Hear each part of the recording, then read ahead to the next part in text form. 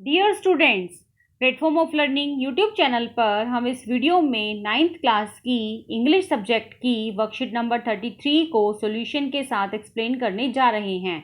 Video को पूरा ज़रूर देखें और यदि आपने अभी तक चैनल को सब्सक्राइब नहीं किया है तो इसे सब्सक्राइब ज़रूर कीजिए। तो चलिए स्टार्ट करते हैं worksheet number 33। Grammar, reported speech. Dear students, you learn about reported speech and its part. यदि आपको याद हो, इससे पहली वर्कशीट में मैंने आपको रिपोर्टेड स्पीच क्या होती है, इसके दो पार्ट कौन कौन से हैं, किस तरह से इसे दो पार्ट में डिवाइड किया गया है, वह इसके टू पार्ट्स हैं, डायरेक्ट और इनडायरेक्ट स्पीच। तो डायरेक्ट स्पीच क्या होती है और इनडायरेक्ट स्पीच क्या होती है, मैंने आपको यह समझाया था। एक बार फिर से मैं एक्सप्लेन कर देती हूँ। डायरेक्ट स्पीच का मतलब है किसी के कहे गए वर्ड्स को जब हम एज इट इज़ लिखते हैं, इन्वर्टेड कोमास में लिखे जाते हैं, उनके कहे गए वर्ड्स को यदि हम एज इट इज़ कोट कर रहे हैं तो वह डायरेक्ट स्पीच है। यदि हम उसके दिए गए वर्ड्स में चेंज करने के बाद इनडायरेक्ट रूप में उसे बोलते हैं तो वह इनडायरेक्ट स्पीच है। जैसे एक एग्जांपल बताती हूँ मैं आपको। जैसे राम ने कहा कि मैं एक अच्छा स्टूडेंट हूँ। राम ने कहा कि मैं एक अच्छा स्टूडेंट हूँ। तो ये डायरेक्ट स्पीच है क्योंकि इसमें राम की कोटेशन है। तो इनडायरेक्ट स्पीच में वो क्या बनेगा कि राम के द्वारा कहा गया कि वह एक अच्छा स्टूडेंट है। अब राम अपने बारे में बोल रहा है लेकिन मैं उसके बारे में एक्सप्लेन कर रही हूँ कि राम के द्वारा ये कहा गया है कि वह एक अच्छा स्टूडेंट है। तो यह इनडायरेक्ट स्पीच है, इसमें हम इन्वर्टेड कोमास को हटा देते हैं। So, in this worksheet, we will learn how to change question sentence in reported speech. अब यहाँ पर हम देखेंगे कि किस तरह से हम क्वेश्चन वाले सेंटेंसेस को रिपोर्टेड स्पीच में चेंज कर सकते हैं। देखिए, while changing direct question into indirect speech, we need to consider the following changes. First है, उसमें हम टेंस को चेंज करेंगे। जैसे मैंने आपको पहले बताया था कि प्रेजेंट टेंस पास्ट में चेंज हो जाता है। तो ये सारे रूल्स आपको अपनी कॉपी में नोट डाउन करने हैं और याद करने हैं कि इसमें हम मतलब डायरेक्ट से इनडायरेक्ट में चेंज करते हुए टेंसेस का ध्यान रखते हैं, प्रोनाउन को चेंज करते हैं, पोजेसिव एडजेक्टिव को चेंज करते हैं, एडवर्ब ऑफ टाइम का क्या मतलब है, जैसे येस्टरडे को द प्रीवियस डे, टुमारो का द फ्यूचर डे, इस तरह से चेंज करते हैं। And place change as in statements, उसके अकॉर्डिंग हम स्टेटमेंट के अकॉर्डिंग हम उसे चेंज करते हैं। नेक्स्ट है the interrogative form of the verb changes to affirmative form. यदि इंटेरोगेटिव फॉर्म है हमारे पास डायरेक्ट स्पीच में तो उसको हम एफर्मेटिव फॉर्म में चेंज करते हैं। एफर्मेटिव का मतलब होता है उसमें से क्वेश्चन मार्क को हटा दिया जाता है। The question mark is omitted in indirect questions. Question mark को ओमिट करने का मतलब है हटाना। क्वेश्चन मार्क को हटा दिया जाता है इनडायरेक्ट इक्वेशंस में। नेक्स्ट है, if the introductory verb is say, it must be change to a verb of inquiry.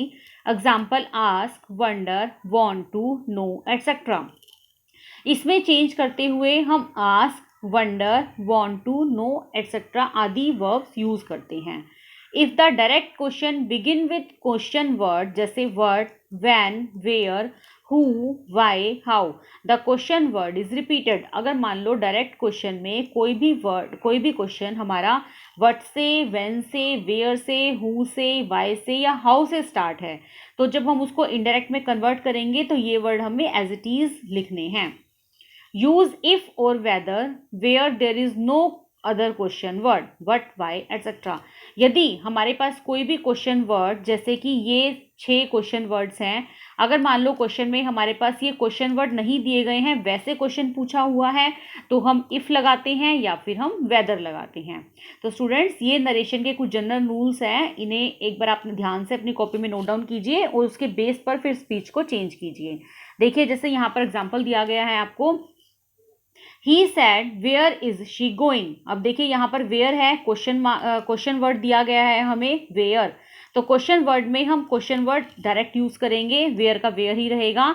He asked where she was going, हमने टेंस चेंज कर दिया, इसको वॉज में चेंज कर दिया, तो she was going. She said Renu when is the next train. देखिए व्हेन यहाँ पर क्वेश्चन वर्ड है तो सेम रहेगा। She asked Renu when the next train was, यहाँ पर जो क्वेश्चन वाला सेंटेंस होता है, क्वेश्चन मार्क होता है, उसे हमें हटाना होता है, तो हमें उसको चेंज करना पड़ेगा, वॉज यहाँ पर लास्ट में लग जाएगा, when the next train was. Next है, Raman said why didn't you put on the brake, why, अब यहाँ पर क्वेश्चन वर्ड दिया गया है आपको तो ये सेम रहेगा। रमन आस्क्ड, देखिए यहाँ पर हर और हिम लिखा हुआ है, मतलब रमन ने कहा, किसको कहा, अगर आप एज ए बॉय ट्रीट कर रहे हैं तो हिम के अकॉर्डिंग प्रोनाउन चेंज करेंगे, और अगर एज ए गर्ल ट्रीट कर रहे हैं तो हर के अकॉर्डिंग प्रोनाउन को चेंज करना है।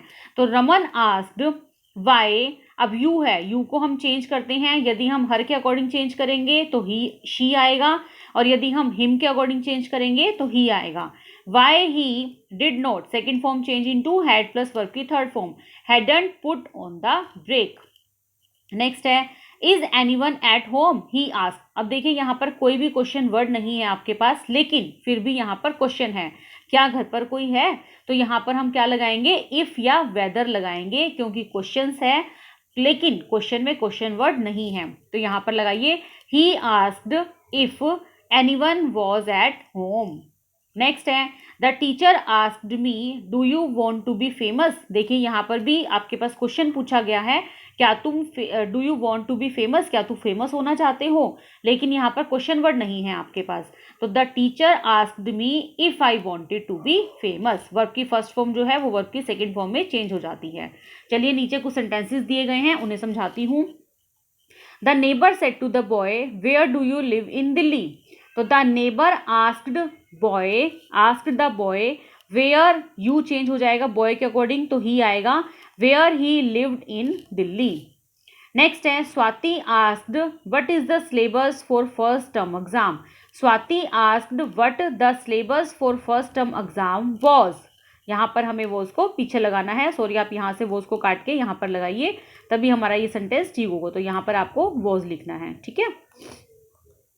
नेक्स्ट है the teacher asked have you got a computer at home to attend online classes, तो देखिए यहाँ पर भी आपके पास क्वेश्चन वर्ड नहीं दिया गया है, लेकिन फिर भी सेंटेंस में क्वेश्चन पूछा गया है, तो यहाँ पर आपको इफ या वेदर लगाना होगा, तो लगाइए the teacher asked if they, you change हो जाएगा दे के अकॉर्डिंग, प्रोनाउन चेंज कीजिए, if they had got computer at home to attend online classes. Next है Mittu said do you like your profession, तो मित्तू आस्क्ड, अब यहाँ पर क्वेश्चन वर्ड नहीं था इसलिए हम या तो इफ लगाएंगे या वेदर लगाएंगे, हम कुछ भी लगा सकते हैं, if I liked my profession. Next है he asked what have you got in your lunch box, अब यहाँ पर व्हाट दिया गया है तो आपको इफ या वेदर लगाने की नीड नहीं है, तो लिखिए ही asked what I had got in my lunch box. Grand mother asked is Kezia playing with her father, अब यहाँ पर आपको या तो इफ लगाना है या वेदर लगाना है, तो लगाइए grandmother asked whether Kezia was playing with her father.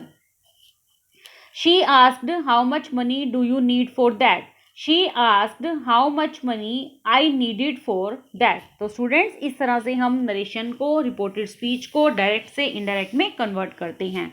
तो ये था हमारी वर्कशीट का पूरा सॉल्यूशन।